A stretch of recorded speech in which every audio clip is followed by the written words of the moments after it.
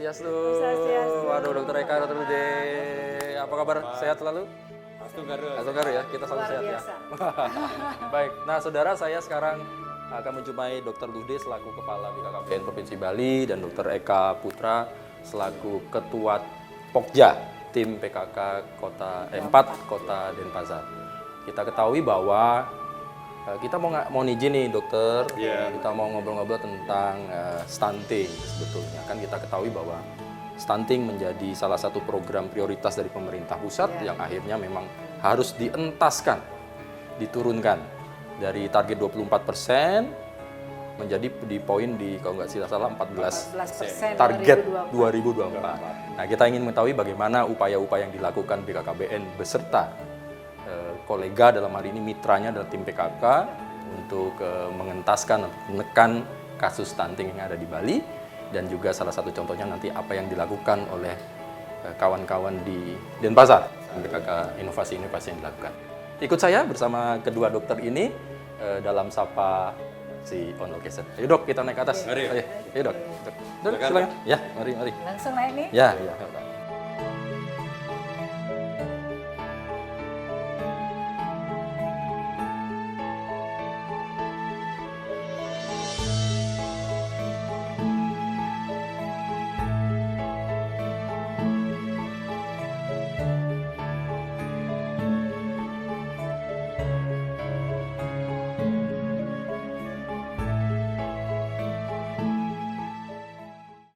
Baik, waduh, luar biasa. Kita sekarang sudah masuk ke dalam ya, Bu Dokter ya. Sehat-sehat selalu lah Bu Dokter dalam kesehatan kita kali ini. Jadi kita mau izin kita lepas masker karena sudah booster ini, yakin sehat ya. Baik, mungkin saya ke Dokter Luhdi dulu, selaku Kepala BKKBN Provinsi Bali. Bu Dok, sebetulnya kalau kita bicara sedikit memberikan gambaran kepada masyarakat, pengertian dari stunting ini apa sih? Ya, ini kan mungkin kita mengingatkan, reminder lagi nih. Silakan Dokter Lude. Swastiastu, terima kasih untuk teman-teman, untuk masyarakat semua dimanapun berada ya. Kita stunting ini menjadi penting. Kan dibilang, kenapa harus stunting? Stunting kan gitu kan. Kenapa stunting itu jadi penting? Ya. Karena stunting itu merupakan salah satu penghalang bagi kita untuk mewujudkan kualitas sumber daya manusia. Penghalang yang menghambat. Ya. Tapi kita harus tahu itu stunting itu apa gitu. Stunting itu suatu kondisi ya, bukan penyakit, bukan keturunan gitu ya. Jadi suatu gangguan pertumbuhan dan perkembangan anak akibat gangguan nutrisi, zat gizinya yang kurang dalam jangka waktu lama ya, terutama di 1000 hari pertama kehidupan, dan juga bisa karena infeksi. Jadi ada 3 cirinya orang stunting. Infeksi di orang stunting atau dari ibunya? Ibunya bisa, ya kan gitu. Anaknya, bayinya pada saat sudah dilahirkan dia batuk pilek, panas, sampai nggak bisa makan, sesak, ya kan begitu. Di 1000 hari pertama kehidupan. 1000 hari pertama itu dihitung mulai dari prakonsepsi 9 bulan, 270 hari di dalam perutnya ibu sampai dia 710 hari di luar ya, sampai umur 2 tahun. Nah, itulah golden period, masa emas. Otak itu sedang berkembang, harus optimal, isilah dengan bagus, nutrisi. Jadi kalau pertumbuhannya terganggu, tentunya pertumbuhan tulangnya, nah pasti dia akan pendek. Jadi lebih pendek dari teman seusianya. Salah satu ciri khas yang bisa dilihat secara mata. Kemudian dia karena otaknya tidak dapat nutrisi juga, organ-organ yang lain tidak dapat zat gizi yang bagus, maka dia akan kecerdasannya kurang. Bodoh lah seperti itu. Kalau kasarnya bilang lebih bodoh dari temennya. Nah kemudian daya tahan tubuhnya akan turun, mudah sakit, ya, mudah diserang, apalagi musim COVID. Paling pertama dicari anak stunting dah, gitu. Ya, jadi ininya ke depan juga jangka panjangnya. Di usia 40 tuh dia akan mudah kena penyakit gangguan metabolisme seperti stroke, penyakit jantung ya. Kemudian kedepannya juga akan terjadi produktivitas yang menurun. Potensi Karena ke sana besar. Iya besar. Jadi perekonomian akan terganggu lah. Iya, iya. Karena tidak ada produktivitas, generasi kita sakit-sakitan, udah pendek kan gitu. Nah itulah yang harus kita cegah. Mari bersama-sama kita cegah mulai dari hulu. Baik. Jadi ini memang arti penting sekali bagi Penting kelanjutan sekali. generasi muda kan. Iya. Bapak secara nasional juga kalau nggak salah Bapak Presiden juga mencantumkan bahwa stunting harus menjadi prioritas. Iya, prioritas nasional ya. Kalau bisa Dokter Lude gambarin sebetulnya bagaimana sih Bu kondisi stunting di Indonesia, kemudian nanti kita mengerucut ke Bali ini. Iya. Gimana Bu? Sebenarnya pencegahan stunting sudah mulai dari 2017-2018 itu. Cuman kita jalannya semua sendiri-sendiri dan dilihat, dianalisis ternyata penurunannya tidak signifikan dengan kegiatan maupun anggaran yang sudah kita keluarkan. Nah akhirnya di tahun 2021 Bapak Presiden mengeluarkan Perpres 72/2021 kita harus cepat nih percepatan penurunan stunting. Jadi lebih cepat dari yang biasanya gitu, namanya percepatan. Jadi ditunjuk kita. Kayak atensi Presiden juga ya, Dok ya. Iya, Sangat rasanya. jadi Lanjut, kita Dokter. melaksanakan lebih cepat lagi dengan membentuk tim percepatan penurunan stunting mulai dari pusat sampai ke desa. Nah, bagaimana gambaran situasinya? Terakhir 2021 Indonesia angka stuntingnya itu 24,4%. Ya, jadi targetnya sesuai Perpres itu Pak Presiden merintahkan 14% di 2024. Gimana caranya? Gitu. Harus kerja keras, konvergensi, kolaborasi semua lini kan Nah, gitu. kalau kita turun Dokter Di Bali sudah Bali, turun 10,9% dari tahun 2021 ini. Oh, oke. Gitu. Jadi sekarang angkanya di 10. 10,9. Nah kalau kita bicara 24,4% itu apa artinya? Artinya 1 dari 4 anak itu stunting.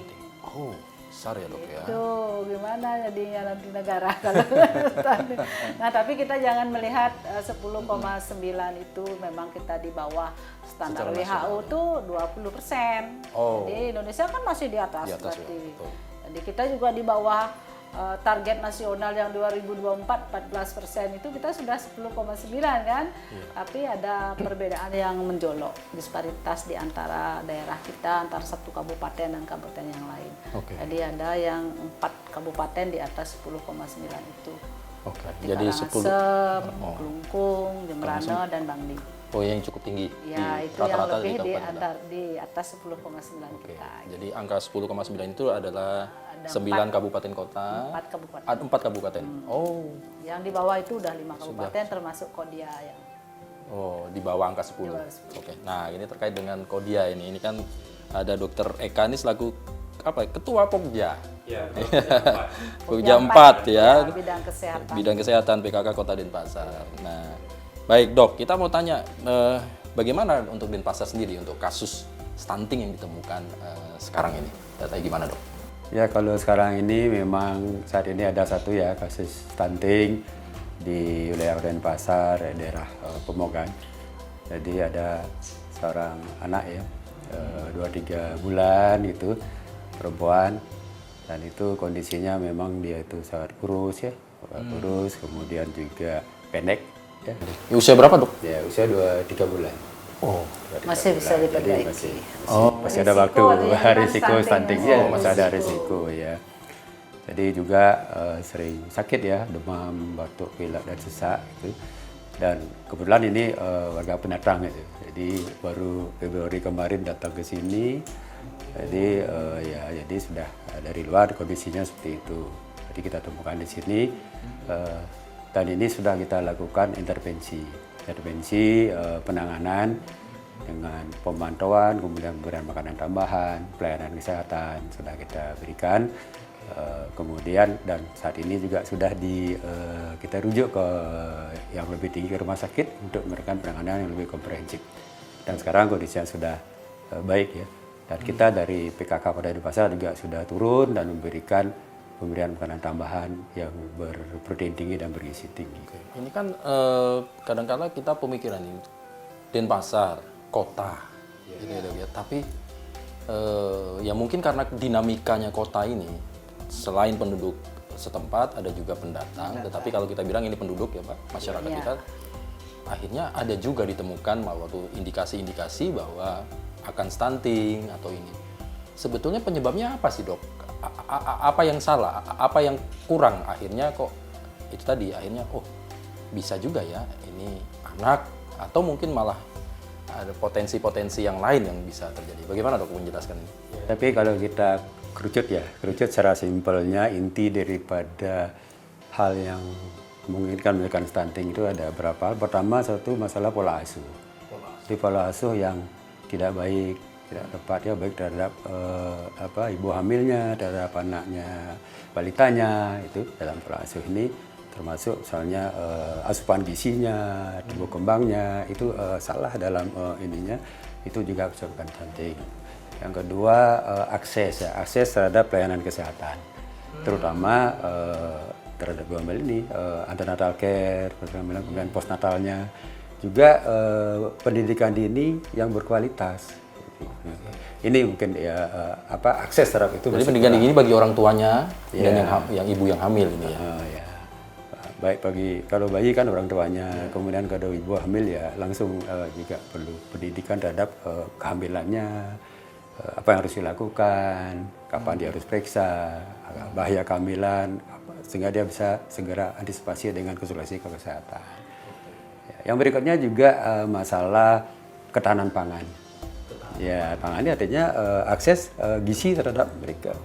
Bisa karena mungkin yang gizi itu mahal atau sehingga dia bisa mengakses, atau mungkin karena pengetahuan kurang dia mau beli tapi salah gizinya gitu. Tidak beragam, ya salah milih. Misalnya sukanya fast food gitu misalnya ya, dihajar itu terus. Ya. Sehingga tidak beragam, tidak seimbang dan ini. Dan juga akses terhadap air bersih dan sanitasi. Air bersih dan sanitasi, punya pengaruh juga. Jadi tidak semata-mata hanya ekonomi ya dok ya? Ya, tidak. Jangankan bukan orang yang yang kurang mampu aja stunting, orang yang kaya pun bisa stunting kalau salah pola asuh, salah gizinya gitu, bisa juga. Baik, oke. Kita tahan dulu ya, Dokter Eka, Dokter Lude. Nanti kita lanjutkan. Saudara jangan kemana-mana, nanti kita akan lanjutkan lagi perbincangan kita terkait dengan stunting setelah yang satu.